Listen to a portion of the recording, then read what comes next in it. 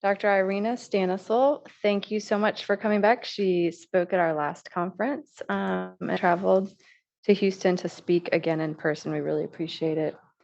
She's a pediatric urologist and assistant professor of urology at UT Southwestern Medical School. She received her medical degree from Baylor College of Medicine and completed her residency in urology at Wake Forest University Baptist Medical Center. She completed a pediatric urology fellowship at Texas Children's Hospital. And in addition to her medical degree, she also holds a chemical engineering degree from UT. Her specialties include fetal urology, bladder bowel dysfunction, complex hypospadias repair, prune belly syndrome, and quality improvement in pediatric urology. Thank you. Hi, thank you so much for having me. I want to talk to you today about, first of all, just the basic anatomy and physiology of the urinary tract, give you enough of a vocabulary and an understanding so that you can understand what's going on with the children and be able to advocate for your kids. The urinary issues associated with HADDS are not super well defined, which means that practitioners are not going to be as familiar with what maybe the indications are for a particular study or kind of when to get worried as they would be for conditions where, we've been treating specific urological manifestations of spina bifida or something like that for decades and decades and decades, and they're just kind of familiar with what to expect. So to some degree, this is one of these conditions where I think it is really helpful for the parents to be able to ask some questions and to advocate. And I'm just going to say be a little bit pushy when the need is there, right? So to start with just kind of some basic anatomy, the urinary system is really what I want to focus on. So urological implications of HADDS and my job really involve the genitourinary system. So meaning kidneys, ureters, the tubes that take the urine from the kidneys to the bladder, urethra, penis, testicles, sometimes female genitalia. I'm less concerned about that, the genital aspect of the implications, and more concerned about the urinary aspects. That's what can make you sick. And I know that, when we talk about kind of the neurological and other implications of HADDS, everything is important.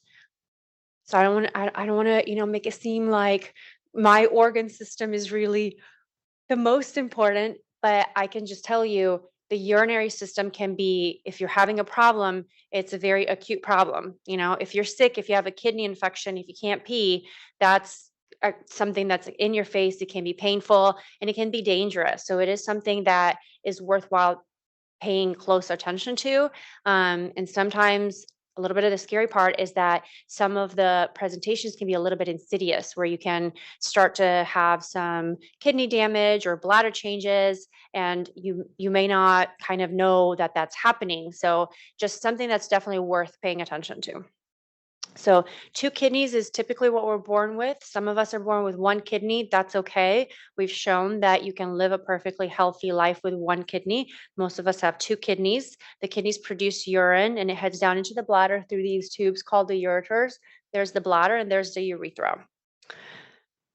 From a physiology standpoint, what happens with the bladder? What does the bladder do for us? There are kind of 2 states in which the bladder participates that are important. And number 1 is actually the holding phase. And a lot of people don't kind of think about that. You think of more of, can somebody pee? Can they empty their bladder? And certainly that's important, and we'll talk about that. But the holding phase is also really important. When we're sitting here and we, drank some coffee, whatever, we're making urine at all times, we don't really feel it, and our bladder doesn't really feel it. It is slowly expanding with urine, but the pressure inside the bladder is not going up. The bladder is not under tight tension. It is just slowly filling up, and the pressure inside the bladder is staying really low, and the urethra is closed. So there's coordination in those 2 motions, in those 2 activities: bladder relaxation to hold while the sphincter is closed. So that's our filling phase. You want this bladder to have a good capacity to be able to hold a good amount of urine. If we held, 2 tablespoons of urine, and after 2 tablespoons, the pressure in the bladder was high and we started to feel like we had to pee, that'd be a little bit uncomfortable. You would definitely not be able to sit through my long talk. It's not that long. Okay, it's a little long. So good capacity, good enough bladder that stays at low pressure, and that sphincter to be closed in order for that to be safe, to be to give you social continence. Now, the next phase is the emptying phase. So it's kind of the opposite. The bladder has filled now, and the bladder starts to contract in order to empty, and the urethra starts to relax. So the sphincter starts to relax. So again, 2 motions happening at the same time, and the coordination there is what's important in order to achieve safe emptying. And the problems that you can have with the bladder and the urethra can affect any component of this. So you need that coordination. You need the bladder to be able to hold. You need the bladder to be able to squeeze. You need the urethra to be able to do what you want it to do when you want it to do that. Other reported urological implications of HADDS: undescended testicles have been reported in the literature, micropenis, and decreased volume of labia. I'm not sure what to make of any of this. Undescended testicles are really common. Sometimes I feel like everybody has them. There are days when all I do is repair undescended testicles. The prevalence in the general population is probably about 1%. So it does seem like it's reported at a higher rate in HADDS, but I'm not sure of the significance of that. I think the numbers are probably still a little bit too low. Nonetheless, like I said, that's even if that is an issue, that's a surgery. It's an outpatient surgery. You get it done and you move along. Micropenis, that implies a penis that is smaller than 2.5 standard deviations for what a newborn penis size should be. Also a little bit hard to know what to make of that. I think it can be a little bit hard to get an accurate measurement. The measurement can vary from person to person. Are we just paying attention more in these kids because we're kind of evaluating everything? A little hard to tell. But the urinary system, that's the one that I think is really worthwhile for us to pay attention to. We can have these kids present with urinary incontinence, with recurrent urinary tract infections, and with reflux of urine. So urine, when it is produced in the kidneys and it heads down into the bladder, after it gets into the bladder, it gets past this area that should be a one-way valve. So getting into the bladder, that valve type area there should function as a way to stop the urine from going back up towards the kidney. In reflux, the urine can freely move up and down between the bladder and the kidney.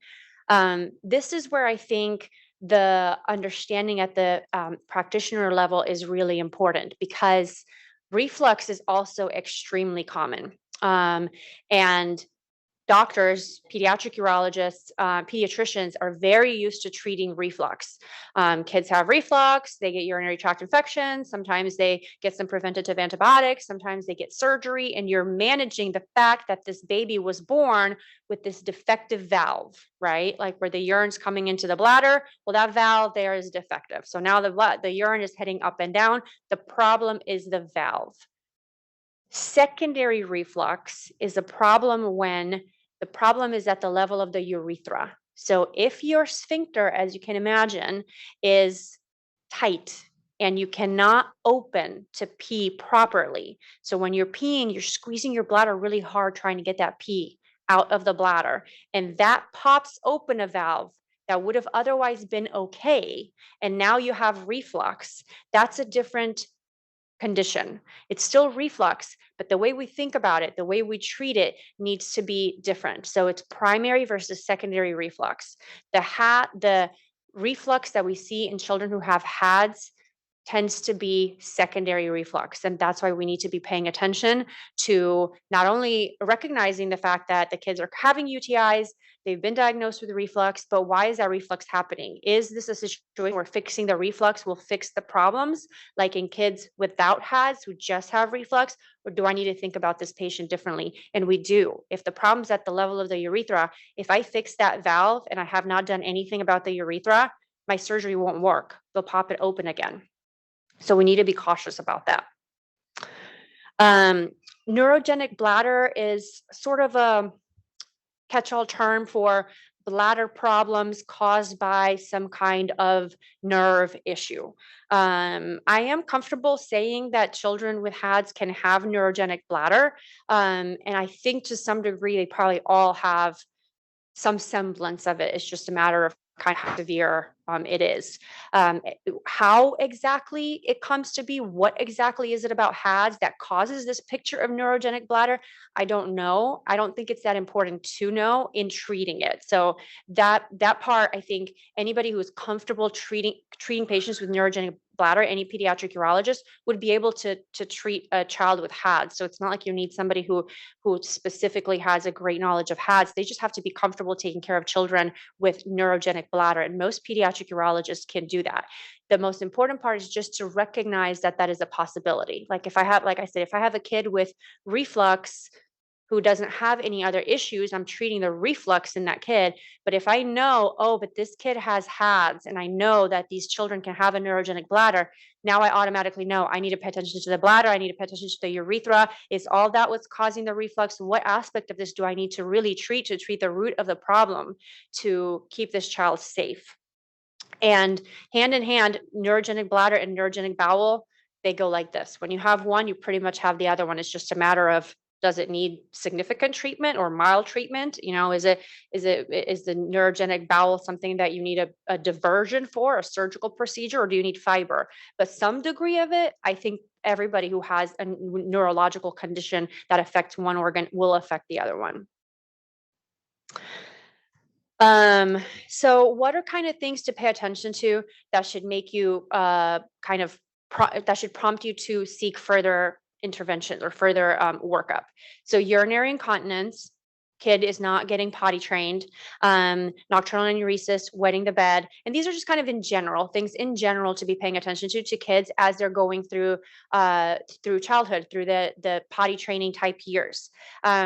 This is one that is kind of specific to HADS, difficulty initiating a stream, abnormal urine stream, a kind of interrupted or staccato pattern where they're peeing by themselves, but they don't have this like smooth stream that kind of reaches a peak in its force and then it kind of goes down slowly. They're kind of like, it seems like they're like working to get it out. And I keep hearing this from parents of children with HADS. I heard it last time I was here. I hear it over email and I hear it in clinic. So I think this is what they're doing, is that they're having a hard time peeing. And I'll go into kind of what exactly I think is happening.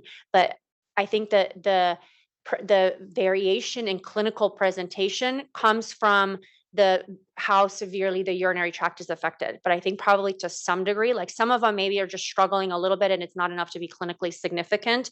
And I think some cannot pee, they need a diversion and kind of everywhere in between. But I think this is what we're dealing with, is a difficulty in emptying. This causes urinary tract infections, as does constipation and as do bowel problems. So urinary tract infections, which are common in children, period, are just more common in this group. Flank pain, especially if they're getting urinary tract infections with a fever.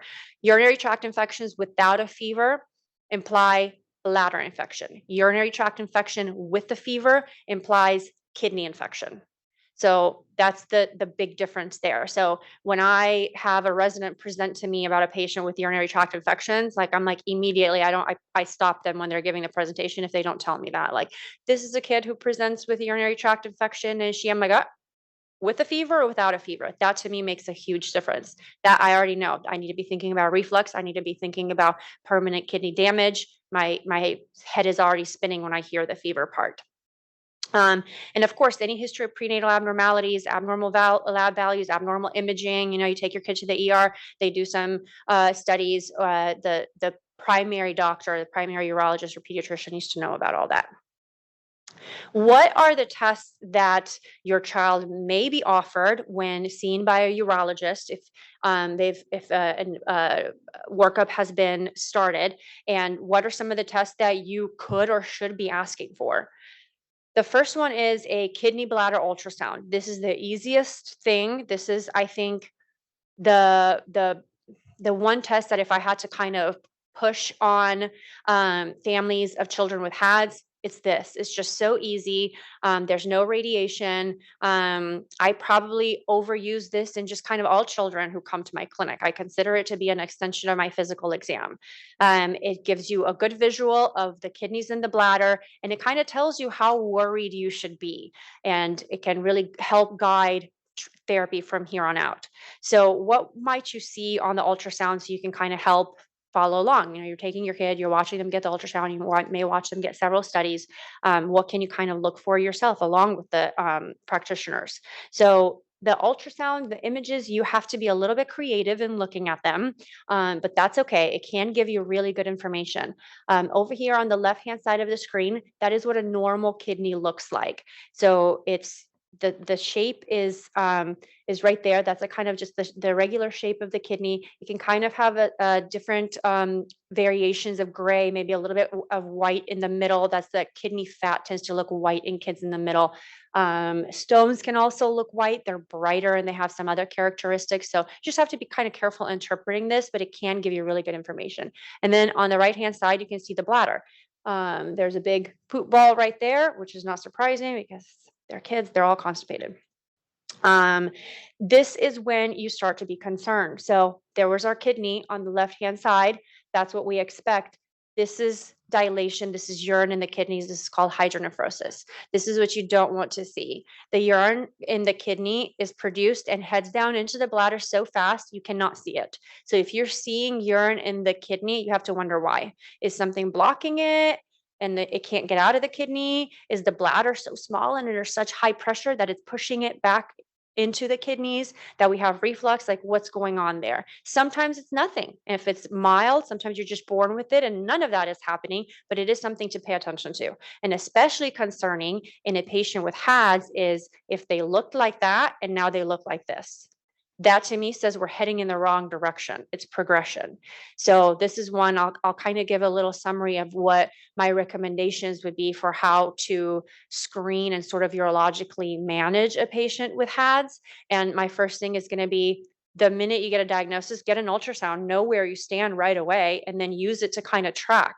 The little bit more invasive testing that is kind of regularly done in some other neurological conditions, jury's out on exactly when those are helpful, but this is kind of the minimum, is the ultrasound and tracking with an ultrasound. This is, again, normal bladder, the bladder that we saw on the left-hand side of the screen. This is what you don't want to see. The bladder is bigger. There's speckles in there. There's some debris. This is actually from a child with HADDS, urinary tract infection, big bladder, bladder's not emptying properly. This is that look on ultrasound. So quite a bit of information there. This is just an abdominal x-ray, little bit of a random test. I don't know that I would necessarily get this randomly, but it can be helpful. I think in a child with HADDS, the time when it might be particularly helpful is to assess the stool burden when you're having a hard time realizing how bad the constipation is. What are you really dealing with there? The colon sort of goes as a question mark from the left-hand side of the screen across like this and down towards the rectum and then out the bum. So what you look for is the stool within the colon. So like this x-ray, there's just a lot of stool everywhere. That colon is just completely full. This is just my average kid in clinic. Like I said, I ask, is your child constipated? And they're like, no, he poops normally. I'm like, oh, you're constipated too. That's great. That's all I heard. Uroflow. This is a good test, and I think this is a test that can be helpful for patients with HADDS. It's non-invasive, and it can give you a little bit of information about kind of what they're doing when they're voiding. So they sit or stand adjacent to that toilet, and they pee in that little special buckety thing there, and that measures the force of their urine stream. This is what you would want to see. So like I was alluding to, when somebody's voiding, or if you listen to yourself void or somebody else is voiding next to you in the stall or something, you hear it like, it's like the stream gets louder, you reach kind of a peak and it goes back down. And there's a particular maximum flow rate you want to have. Like if you're peeing and you never really reach. It's just like kind of a piddly little stream the whole time. That's not normal. You should reach kind of, we know what the standards are for what those peaks should be, so to speak. And we call this a bell curve. So you may see that in the notes if your child is getting this test. So that's kind of what you want to see.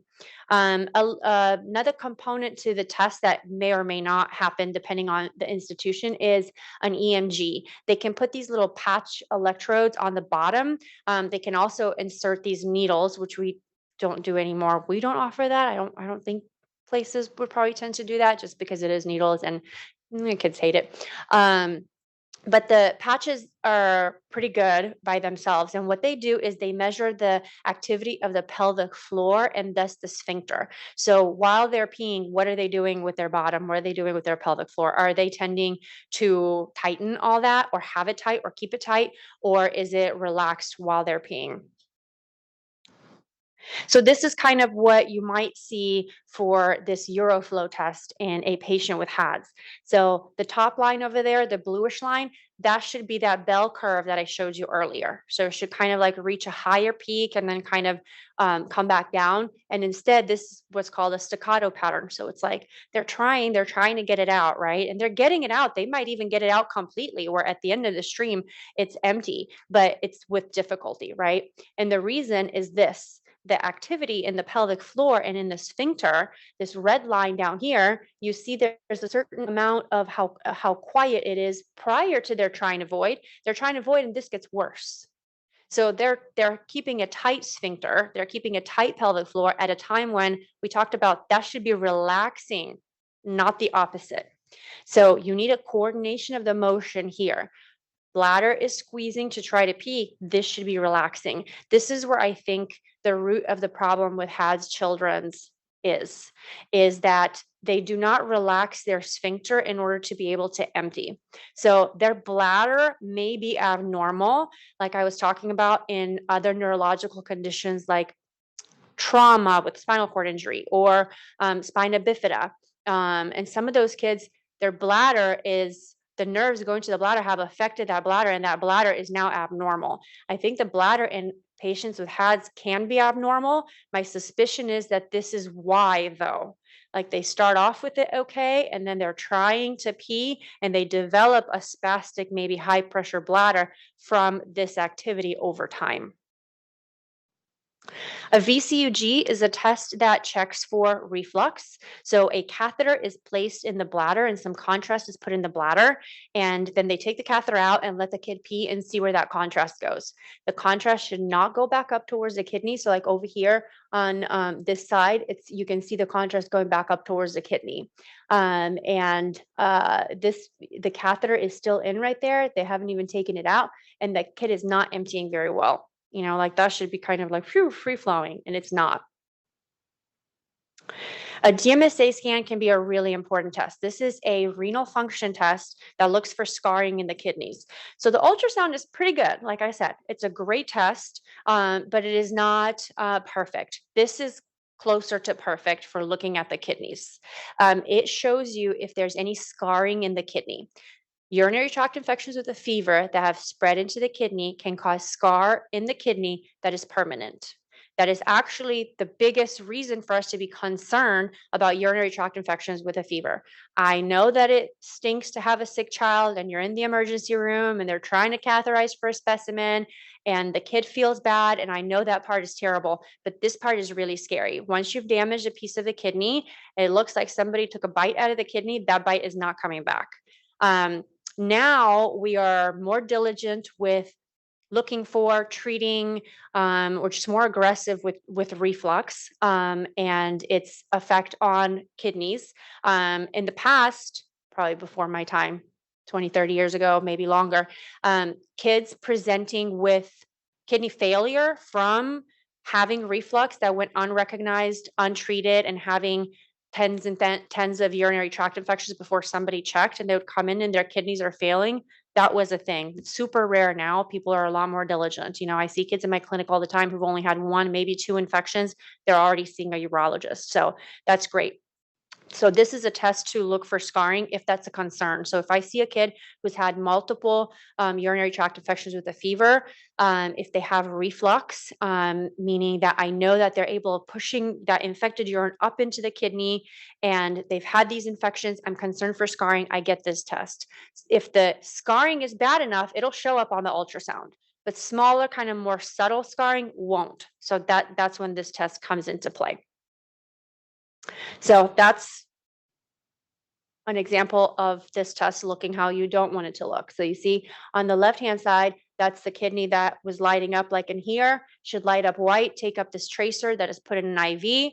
And over here, this kidney is hardly working anymore. And this is either a child who was born with a kidney that's not working well or has had multiple infections and that kidney is largely gone now. Urodynamic test is an invasive test. So this is where I think that we can be more judicious with how we use it. Would I like to have a urodynamic test on all HADS patients? Oh, 100%. Sure. I would like a lot of tests on a lot of kids that would make me just kind of feel good to know. And to some degree, it may be good to kind of do these earlier rather than later to make sure that we're kind of catching things early and learning where we're still learning about, well, how bad can this bladder condition be in these children with HADS? But at minimum, like I said, the earlier test with the ultrasound. This test requires catheterization. So there's a catheter that's put in the bladder. There's a catheter that's put in the rectum. The bladder is filled like in the VCUG, and it's filled with contrast, just like in the VCUG. But instead of just taking pictures, you're also measuring pressures. So the test is longer because you have to put this fluid in slowly and mimic normal urine getting into the bladder and measure pressures in the bladder as the bladder is filling. You're measuring the activity of the pelvic floor. You're also taking x-rays. So as you can imagine, it's a whole lot of information. Do you need to kind of even read this a little bit carefully? Of course. Sometimes if I get this in like an 18-month-old, this is a cryogram. That's all you're going to see is like how much the kid cried. So we have to be careful with every test we interpret, but it can be really helpful in letting you know whether or not a bladder is safe. So this is what this test would look like in a patient when the bladder is largely normal. I know it's a little bit scary. The residents are very terrified when they see this, see me bringing this out, and they're like, oh my gosh, she's going to make us read all these lines. But you can kind of, once you kind of know what to look for, you can kind of look at it and at least get the gist of like, is this relatively okay, or should I be scared? So in the first line is the line where the bladder pressure is measured, then the rectal pressure, and then you take the rectal pressure, which is the abdominal pressure, away from the bladder catheter pressure, and you get what's the bladder doing, and that's the green line. So if we just look at the green line, that's our bladder right there. We're filling the green line and we're watching the pressure in the bladder stay very low. This person's hanging out listening to my lecture. They're doing okay. They don't need to run out a whole bunch, and their kidneys are not affected, right? Then they're given permission to void and they have a contraction and they're emptying there. So that's good. That's kind of what you want to see. Less happy bladder, right? So green line, that's our, what's the bladder really doing? As we're filling, that pressure is going up. You see there's like some mild contraction where it's even having some peaks and the pressure is just slowly going up. You don't want that. What happens when you're filling up a bladder that should be kind of holding nicely at low pressure? What happens to that pressure? Where's that pressure transduced? To the kidneys. Ultimately, the name of the game here is protecting the kidneys from pressure and from infection. So that's this test, and that's the possibility for the information that it can give you. So it can be a little bit difficult, they need to be awake for this test. We're less interested in what the bladder does under general anesthesia, we're more interested in what the bladder's doing when the kid is sitting there, living their life. So having a kid there with 2 catheters in and be still for a long time, and it can be a little bit tough, but it can give you a whole lot of information. So if a practitioner recommends this, this is why you would want to consider it, to kind of gain all this and see what's going on. And it does take these x-ray pictures, just like the voiding study with the regular VCUG. It just is more information than just, is there reflux or not? So what is kind of the a screening protocol that we may want to make for patients with HADS? Well, I think that looking at how we manage spina bifida is a good idea. Looking at what we do for those children, how do we screen those children, how do we monitor those children in childhood, and seeing what of that we want to take and apply for children with HADS. In spina bifida patients, it's slightly more predictable how things are going to go, not that much more predictable. That's why I said ultimately anybody who is comfortable taking care of neurogenic bladder can take care of, neurogenic bladder regardless of the cause, because you know to what to be nervous about, what to pay attention to. So in spina bifida, what we do is spina bifida is a diagnosis that's typically made prenatally. So that's a little bit different. So we get an ultrasound right at birth, and we get one of those voiding studies that looks at the bladder and looks for reflux right away before they leave the hospital. We even start them on catheterization, meaning when they're in the NICU, when they're babies, they're catheterized every 4 hours to see what you get out. See if the babies are emptying their bladder, and if they're not emptying their bladder well, you keep them on catheterization and send them home catheterizing. And then the first year of life, we get ultrasounds every 3 months. They get one of these urodynamic tests with the 2 catheters in the first year, and then maybe every 1 or 2 years, or certainly if there are any medical changes thereafter. So it's kind of just a set protocol for how to manage them. DMSAs are used frequently. It depends on the institution. Sometimes they're just done annually to monitor for scarring. Sometimes they're just used more judiciously. If the kid's really okay, they haven't had any infections, the ultrasound looks totally normal, then maybe you don't need to put them through that. But nonetheless, those are kind of the thoughts behind making a screening protocol. So what would be my suggestion based on my experience seeing children with HADS? I would recommend definitely an ultrasound on diagnosis at birth. Whenever somebody gets diagnosed with HADS, that's the time to get an ultrasound and get a baseline of what's going on. I don't know that I would say automatically go for a VCUG or a urodynamics test that requires catheterization, because those tests are a little bit more invasive. They do have a risk of urinary tract infection from the catheterization itself. So now if we're a little bit worried, at all worried, certainly go forward with more investigations. But at least that ultrasound, if the ultrasound is reassuring and the child is clinically perfectly okay, I would be comfortable with getting just the ultrasound for the time being. But if there are any concerns, then certainly push for more. And then I would say, since we've seen children kind of deteriorate or get worse from a urinary tract standpoint in HADS patients, monitoring those kids every 6 to 12 months is a must with the ultrasounds. Like I said, it's an easy enough test, and it's so important because if the child is presenting with urinary tract infections, that almost makes it easier. Like, to be worried, they got sick. Okay, I'm concerned. I'm going to go and get tested for more things. But if they're not having that, maybe all they have is incontinence, they might still be really struggling. They might be getting their pee out like we talked about, but they might really be struggling to do that. And their bladder could become overworked, hypertrophic, thicker, higher pressure. And then by the time you do identify that you may have a problem, it may be a little bit harder to get it under control than if you had caught it a little bit early.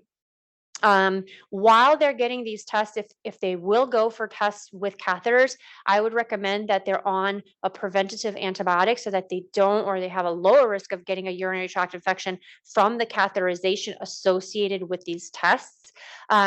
Because I do think that they are a little bit more likely to get a urinary tract infection from these tests than the average kid, based on what the issue is. So the catheter may introduce just a small amount of bacteria in the bladder that has a hard time emptying. Like, that's the whole reason we're here, right? And now we've gone and catheterized and introduced a little bit of bacteria in there, and it's hard for them to get it out. It's like if you're, maybe kind of dehydrated and, you have some irritation down there for whatever reason, you get a little bit of bacteria that would otherwise have been flushed out, but now you have a UTI, So it's kind of the same concept. So a preventative antibiotic to minimize the risk of UTI. A lot of places our institution has gone to requiring the kids to be on a preventative antibiotic, all the kids, for these invasive tests. So they may just kind of be doing that anyways, even if sometimes I think that's actually a little bit silly because they're really low risk. But I don't know, to some degree, maybe better safe than sorry with that. And gastroenterology referral, I also think, is probably more important than we recognize early on. I think that the neurogenic bowel that we see in a lot of the neurological conditions like spina bifida seem to be like a whole colon problem where the stool collects in the entire colon and the colon motility sort of pushing the stool down is a big problem. I think in patients with HADS, the bigger issue is the anal sphincter. I think they do the same thing with their bowels that they do with their urine, which is to not relax the pelvic floor. So they actually don't have stool that is like in a spina bifida patient, it'll be like really hard stool all throughout the colon. I think with HADS children, it seems to be more that the stool may not be that hard like a typical constipation kid, but they're just having a really hard time getting it out and getting past the sphincter. So I have one kid she's the first patient that I had with HADS, and what ultimately got her under control was anal Botox, and that made like a huge difference. And that's what she gets regularly now. And it was, I was talking to the mom about what we thought was going on with her bladder and what we thought the etiology of her problem was, that it was the urethra was not opening to allow for the bladder to empty. And I was like, if that's the problem with the urethra, it should be the same problem with the bowel. And I talked to our gastroenterologist, and he was a little bit skeptical on whether or not it would work, but he was like, I'll try it. And he did, and it was just like night and day. So yeah, just kind of keep that in mind. So how do we manage the bladder? And really in patients with HADS, or like I said, anybody with neurogenic bladder, the first thing is to, if you have a child who is potty trained, who is capable of voiding on their own, volitional voiding, time voiding, holding tendencies are just rampant in everybody, all kids. So if you have other kids without HADS, please tell them to pee also. So encouraging them to void regularly, hydration, and in as much as you can, relaxation techniques. And this is also for everybody. Kids tend to want to hold, they develop a tight pelvic floor, and that affects their bladder. So to some degree, what I see as kind of what we call dysfunctional voiding, keeping that tight pelvic floor, doing the potty dance, not wanting to pee because they're holding because they want to play or whatever. And then it's so difficult for them to actually let it go because they have that such tight pelvic floor and the bladder has become a little bit irritable. That's the kind of average that makes up 25% of my clinic. That's just your average kind of kid who's having some urinary tract infections or incontinence at age 4 or 5. I think HADS is like a really exaggerated version of that, and it's a version of that the child cannot control. But to some degree, it's on that kind of that spectrum of that sphincter that won't relax and has subsequent effects on the bladder. So let's talk about kind of real things that we can do to help patients with HADS and help them to void better, keep urine flowing better out than in, keep low pressure on the kidneys, and minimize risk of urinary tract infections. Alpha blockers is a class of medications that relaxes the urethral sphincter, typically used in like older men with big prostates, but used in little kids frequently also.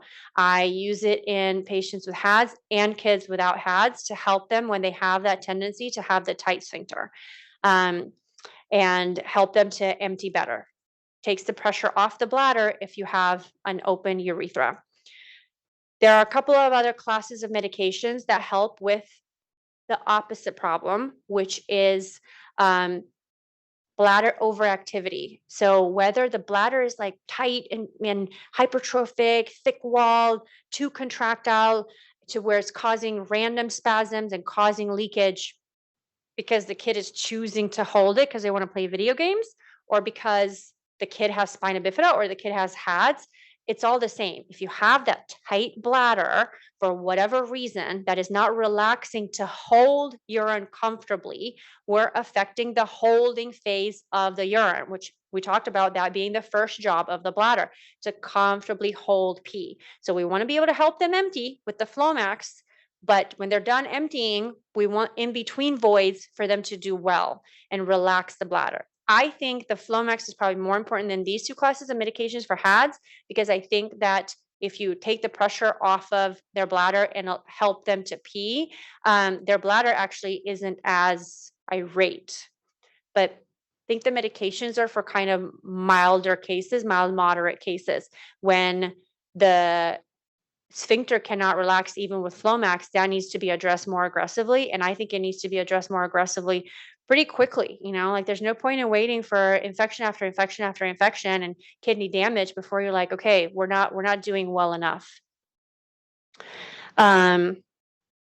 Preventative antibiotics, kind of a safety net. If you're getting recurrent urinary tract infections, having a child on a preventative antibiotic is great to minimize the risk of infection while you're waiting for them to outgrow the problem, or you're going to fix the problem, right? So you still have to do that. You still have to manage the root cause, but it certainly can be helpful. So I don't shy away from preventative antibiotics.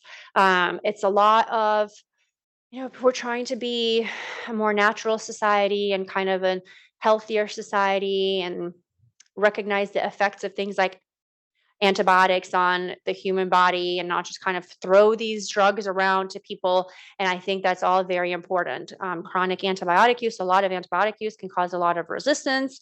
It can even affect, the gastrointestinal tract and things like insulin resistance later. Yes, absolutely. But you have to pick your poison. What is more dangerous? And if you're getting urinary tract infections with a fever, those to me are more dangerous than any effect of what a low dose antibiotic would have on the body.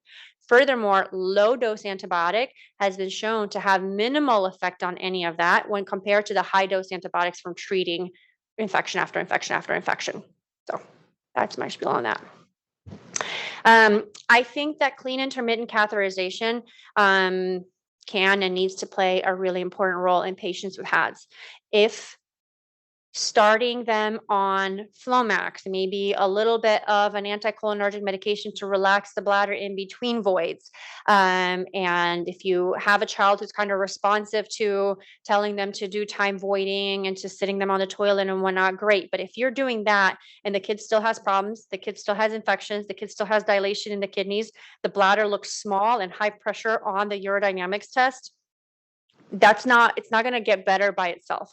We need to do more to prevent problems. And so this is where I think recognizing that this is where I think even a pediatric urologist or a practitioner, they're seeing a kid, if they're looking at the reflux and they're seeing the kid with their urinary tract infections, if you don't know that the urethra is a problem in those kids, the tendency may be, well, they might still outgrow the reflux. They might outgrow the infections.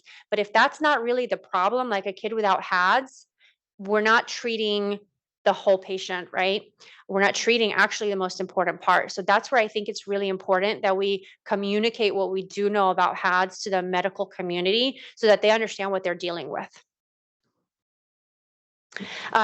If clean intermittent catheterization is not feasible, if it's too cumbersome, if it's still leading to UTIs, any number of reasons why catheterizing your child every 3 to 4 hours may not work, or sometimes even that you catheterize them that much and it's still not doing enough. A urinary diversion is an option. A vesicostomy is a great option, especially in the kid. And a vesicostomy is a procedure where the bladder is pulled right up to the skin. So you have a little stoma, like you see in this little baby up here, the little pinkish stoma there. So the bladder is connected to the skin and the urine comes right out of that little stoma. So it's basically kidneys into the bladder, out the stoma, continuous drainage. There's never a full bladder. It's just out, out, out, out, out. So you take the urethra off the table. They're not trying to void.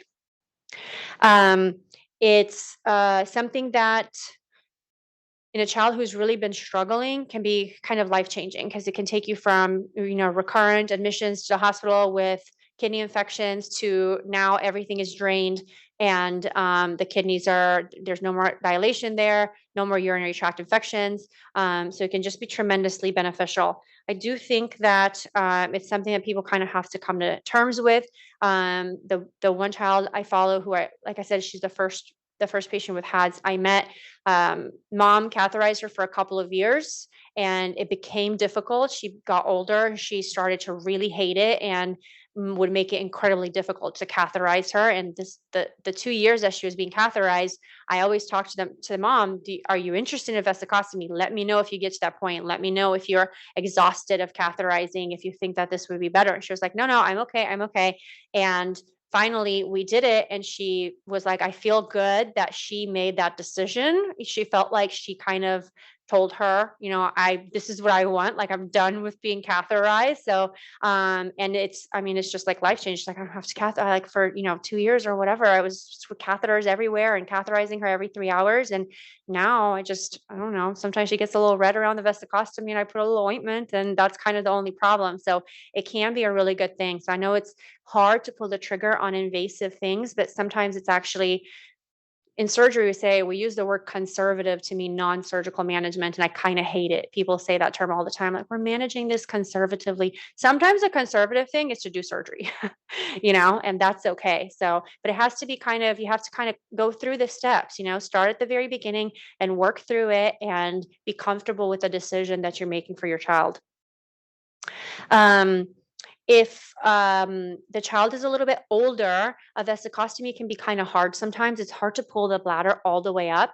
A vesicostomy is nice because it just continuously drains. You don't have to do anything, like I said. But as they get a little bit older, it can just be a little tough. It's when they're out of the diaper age. When they're older, it may not be preferable to have them in a pull-up where this vesicostomy is draining at all times. You may want them to be dry, or you are having issues with the stoma, or you may prefer a bag so that the urine is still continuously flowing out, but it's a stoma that you're putting a bag on. It's really hard to put a bag on a vesicostomy just with the location of it. So a couple more options for surgical management. One is a catheterizable channel, and that is when you use the appendix. So if you see here, the appendix is sticking off of a part of the colon right there. And what we do is we essentially disconnect it from the colon and swing it over. We leave it on this it still has to get blood supply, right? So leave it on that little artery there and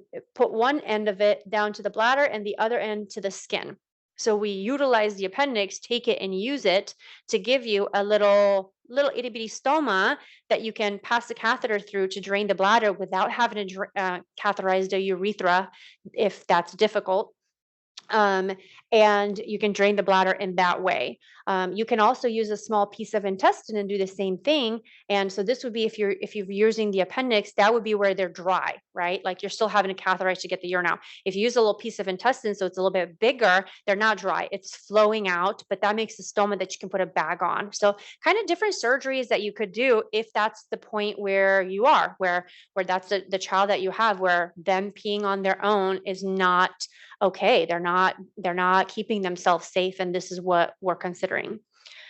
A bladder augmentation, I'm not sure of the utility of this in patients with HADS. I think that it probably has the occasional patient who would benefit, but this is for patients who have kind of like teeny scarred bladders from their neurological condition. And like I said, I don't think that for the most part that's HADS patients. I think once you take that urethra off the table, the bladder actually does okay to hold well enough. A bladder augmentation is where you have a tiny bladder and you use a piece of intestine to make it bigger. It's a lot to manage, and it's a little bit dangerous, meaning you have to take care of it very well. Where you attach a piece of intestine to the bladder to make it bigger, that's kind of a weak point. So a bladder rupture there at some point in their life can happen, and it's scary when it does. So this is something that I would be very cautious to use in a patient who you don't know, you just don't know necessarily how they're going to do with that. It's very high maintenance. Let's call it that, high maintenance. Bowel problems. I won't talk about this too much, but like I said, my instinct is that it's a similar kind of problem, and that it's the anal sphincter that is a good bit of the problem. I heard you guys talking about earlier weight gain and kind of growth. I can't speak to HADS specifically about that, but in general, I have a lot of kids in clinic who have bowel problems and poor weight gain and abdominal pain and, nausea, vomiting, and they don't want to eat, all sorts of things. There's a gastrocolic reflex. When your colon is full, you feel full. It's not just like a space thing. You need to empty the colon in order to feel hungry. So I could certainly see that playing a role into it. In addition, for me, of course, always concerned about my organ system. Constipation causes urinary tract infections. Most urinary tract infections are E. coli, Enterococcus. I mean, that's just straight up poop. So treating the constipation is a huge aspect of urinary tract health. So it is a priority to learn gastroenterology. I really want to when I started this job, but here we are. And that's kind of the problem with the stool burden there, especially in little girls. It sits right there. It's very close to the urethra. It's very easy for a little bit of that poop to get onto the perineum. And then a little bit of it gets into the urethra of a child who's not emptying properly. I mean, it's just a setup for failure, right? General bowel management, toilet sitting program, diet, fluid intake, stool softeners, laxatives, both osmotic and stimulants. So osmotic laxatives are like Miralax or lactulose. If you've had to give those, they pull water in the colon, which kind of gets things going. Stimulants are X-Lax, Senna, and they actually just push things along, which I think are probably a little bit better in the HADS population. And they need that more to kind of work past that sphincter. Suppositories and enemas can be hugely beneficial. Cecostomy tubes, kind of in the area where the appendix typically lives, you can put a little tube and basically run water through it, sometimes with medicine, and it's supposed to literally just clean out the colon. The idea of it is to do this like they do this antegrade enema where they put fluid in the colon, wash out the colon kind of from beginning to end. You do it once a day and all the poop comes out, and then you're dry. You don't have another bowel movement until you do this again. So if you have a child who has kind of chronic incontinence where they always have poop in their underwear, in their pull-up, and that's the real problem, it's sometimes more beneficial. Like, it seems really invasive again, but if you can get them to a point where they're eliminating all that poop once a day and you're done, that's a good place to be and worth this adventure.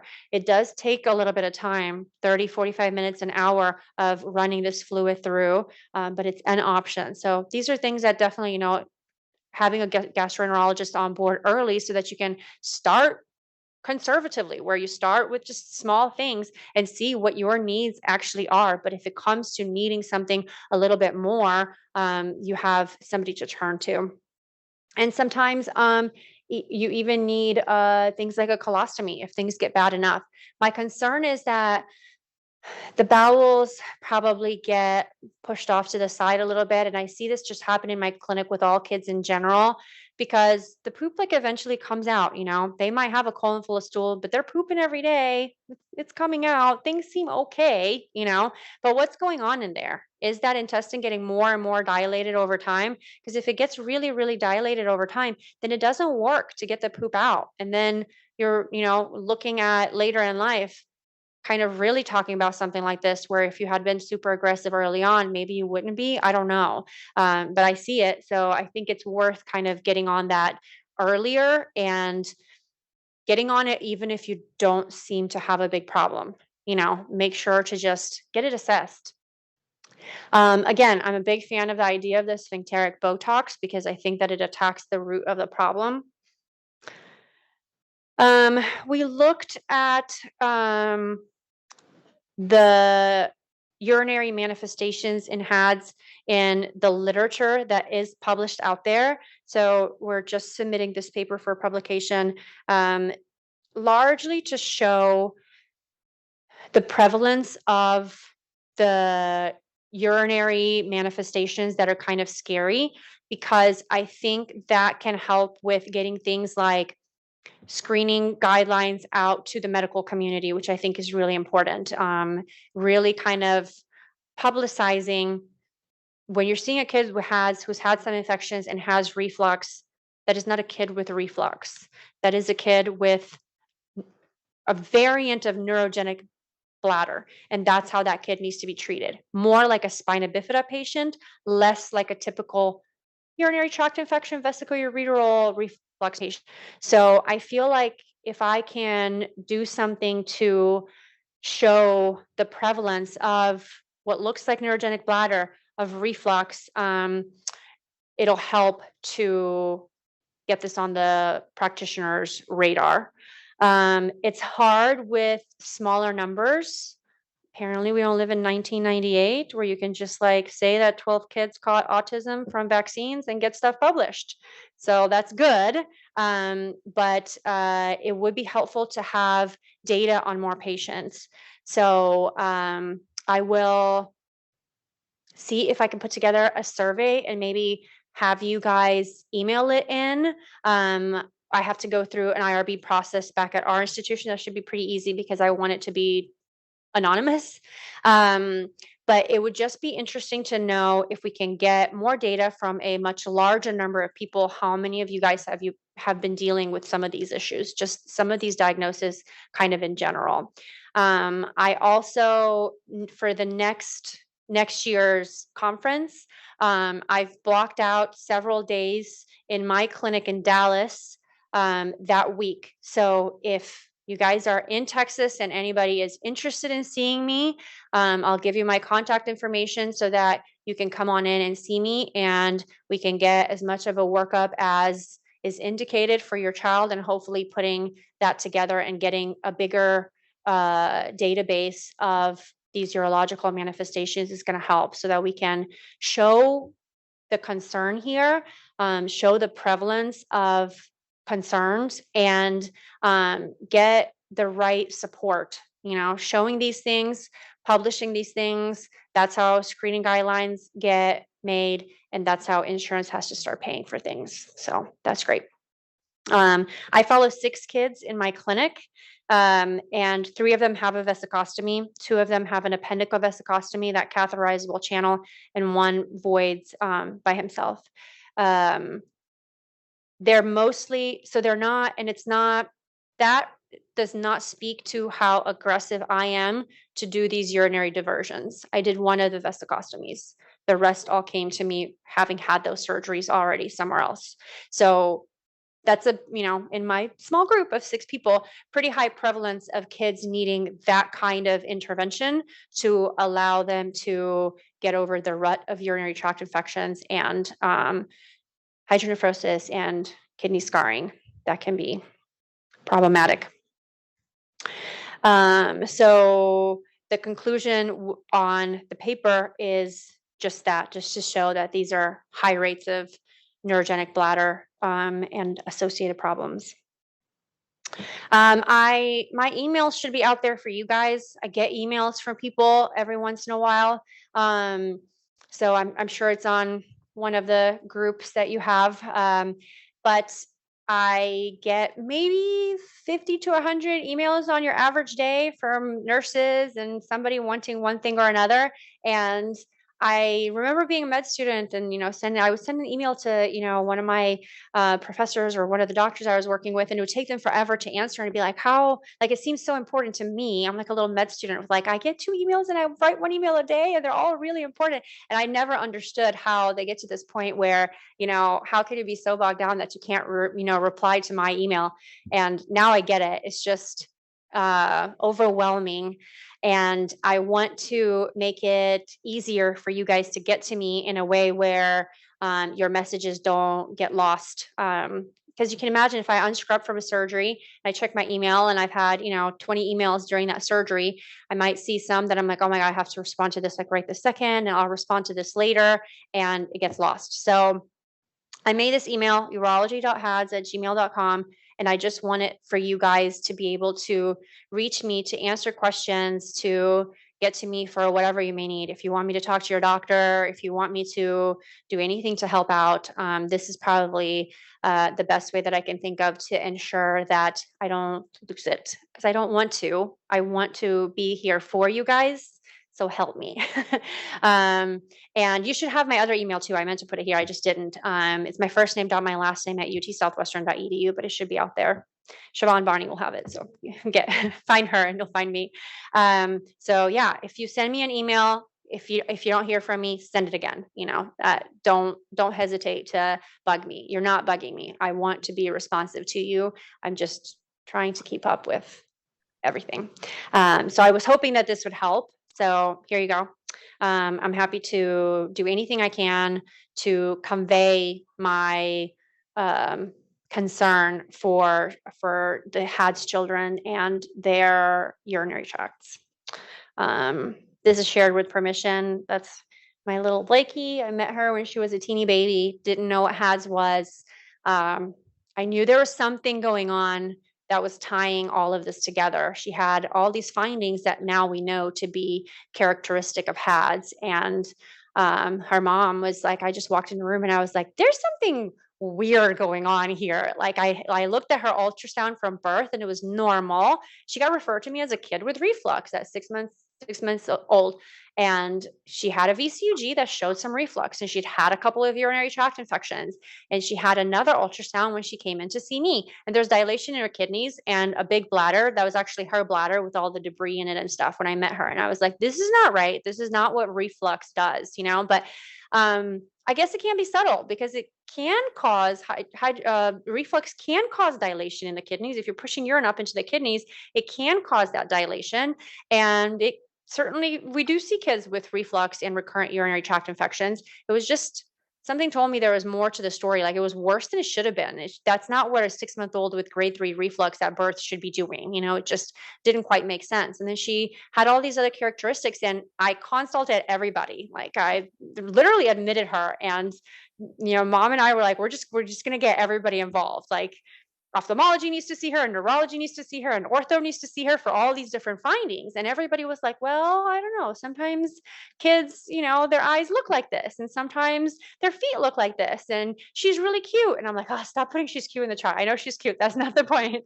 But I was like, there has to be something to kind of tie all of this together. I took a picture of her. Siobhan and I took a picture of her and reverse Google image to try to find if there were other kids with her facial characteristics. Like I was like, this is a syndrome. There's something going on here. And finally, we whole exome sequenced her, and she came back to clinic, and she was like, oh yeah, it's this thing. And then we found, the crew in Houston, and we're going there next week and all this. And yeah, she was very excited to kind of have an answer about this. So we knew it was something. It's good to, have this together now and kind of know more of what to expect. And I know that, the prevalence is not high, but when the kids show up and they have a problem, we still need the practitioners to be aware of what that problem might be. So I'll do my best to push this in my community and try to make everybody aware. So should I take some questions?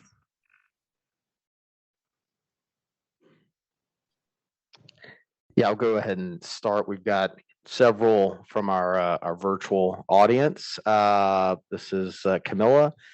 If a urinary condition is not present as soon as a child is born, can it still be developed? And what she means, my daughter does not seem to have any urinary condition up until now. Should we follow up, or is she okay?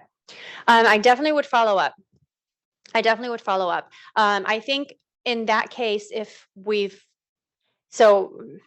what do we mean by that? Like we've had an ultrasound and is normal. Frankly, it doesn't matter. Even if we've had an ultrasound and is normal and we're not getting infections, everything seems okay. I don't know what will happen over time with them trying to void against a tight sphincter. Will they just have a little bit of bladder spasticity, maybe with the occasional accident when they're older? Will they have nothing? Is it just super, super mild or non-existent even, where it's really not affecting them? Or is this going to make that bladder worse and worse over time? Start to show up as dilation in the kidneys.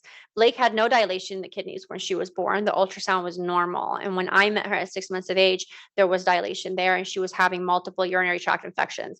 So I think clinically, that the problems that we see in children with HADDS would present with things you'd be able to see, like urinary tract infections. But I think that even if everything is like going super well and perfect, annual ultrasounds would be my minimum recommendation for children with HADS.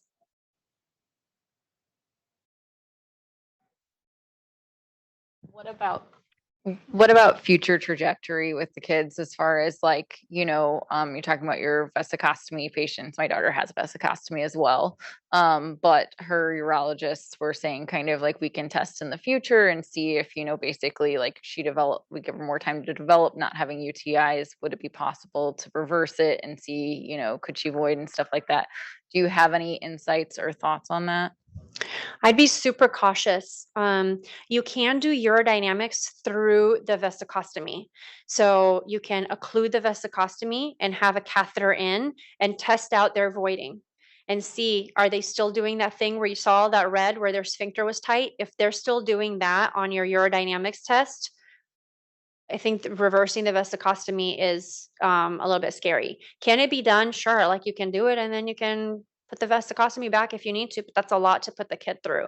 So I guess I would need some evidence because at this point, I think if they kind of got to the point of needing a vesicostomy, like what changed in their body where they wouldn't need it anymore would be my question. So I'd be hesitant. Okay, thank you. But now that if a vesicostomy doesn't have to be a permanent answer for you and for your child. Like sometimes the vesicostomy needs to change. The vesicostomy was good while they were little, but now we want to be able to bag the stoma and we can't bag the vesicostomy, so we have to change the surgery. Or we do want to be dry and we want a catheterizable channel and we want to catheterize that to get the urine out. That's okay. That's different than making the bladder bigger with the patch of intestine. Having just the channel, we put the catheter in, get the urine out. The bladder hasn't changed. The rupture rate hasn't changed. None of that has changed. It just gives you an easy access to be able to catheterize if you don't want to catheterize per urethra and you do want an opportunity to be dry. So changing it to a different stoma with the intestine where you can put the bag on it, or changing it to a channel, that's an option. But on a child who doesn't, like I take care of little boys who are born with an obstruction in their urethra. So sometimes they have vesicostomies when they're very little, but the urethra has been opened up. So there's more consideration to be given to taking down the vesicostomy when I'm like, well, I changed something big, right? They had a blockage in their penis and now it's open. So maybe now we're okay. Let's see how we do. So I feel like it's more on the table for consideration for takedown of vesicostomy. Okay, I've got another virtual question Yeah. from Deepa. Does the lack of coordination between the bladder muscle and sphincter in HADS kids generally improve over time as their coordination, ataxia, and other things improves with age, time? I guess I can't tell you. The easy answer is that I don't know, but my instinct would say to be very cautious, to be positive about that. I follow older children who have the vesicostomy still, like teenagers, and they've had it, or a catheterizable channel that is very much still necessary. They don't void by themselves. My numbers are very small. It's hard without having like a big group of patients and everybody's really spread out. So it's a little bit hard to tell, but I don't know. I have pretty good instincts, and my instincts say be cautious about thinking that will change dramatically without us doing something about it.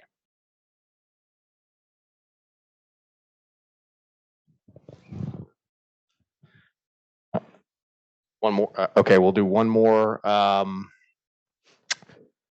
Let's see. So, how successful is biofeedback in helping HADS kids learn, quote unquote, learn to relax their sphincter? And at what age do you recommend trying that?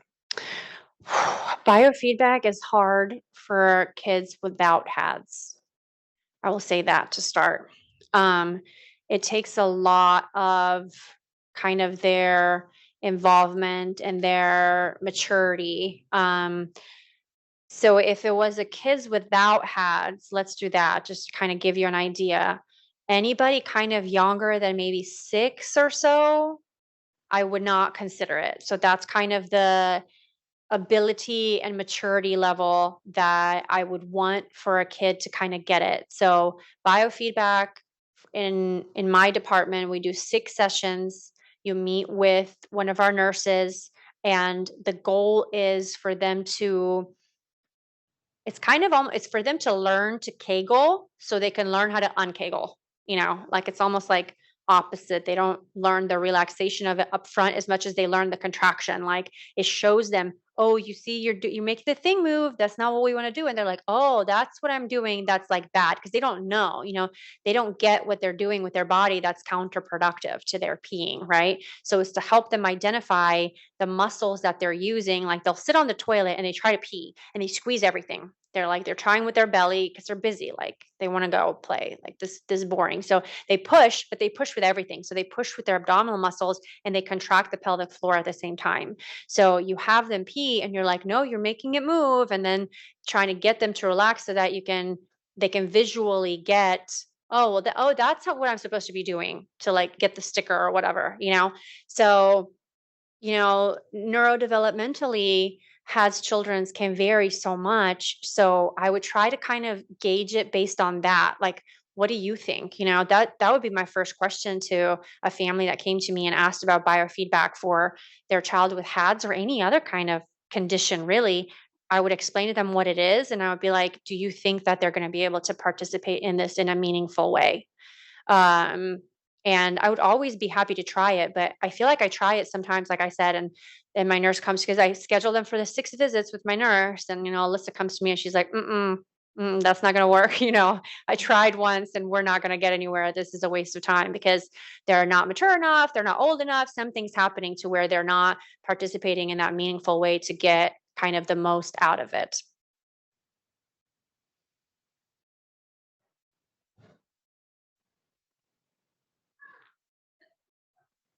Okay, well, yeah, you guys. Oh, So, thank you. Dr. Sanosol has heavily contributed to our info packet that is on the website, and we wanted to give you a printed book copy of the packet and everything. Thank you so we much. really appreciate you and appreciate your continued work. So thank you. Yeah, you guys reach out, if you need anything. Like I said, let's see how well I'll make a point of checking that email, sitting down once a week to kind of see what's in it and making the time to kind of answer once a week what's in it and have that be kind of like my little thing that I do that does not get kind of lost in everything else. I really wanted to be allowed to see people nationally virtually. And I thought with COVID, maybe that would be a good time. And I was denied that. They're like, nope, it has to be only from Texas. So that would make things so much easier. I could get records and I could actually, be a meaningful provider for these kids. So in the meantime, I'm okay being on the sidelines. Like I said, it is the sort of thing where it's not like I have some special surgical expertise that other pediatric urologists don't. Anybody can do a vesicostomy. It's more of knowing that it's time and knowing what to look for. And that's really the most important part. So as long as you have somebody to turn to, and I'm happy to talk to them just to like, they don't even have to know that it's HADDS. All I would have to say is detrusor sphincter dyssynergia, neurogenic bladder. They're like, oh, okay, I got this, So that's the good news about it, is that it doesn't take me. It just takes somebody with a little bit of suspicion for something, and it can go a long way.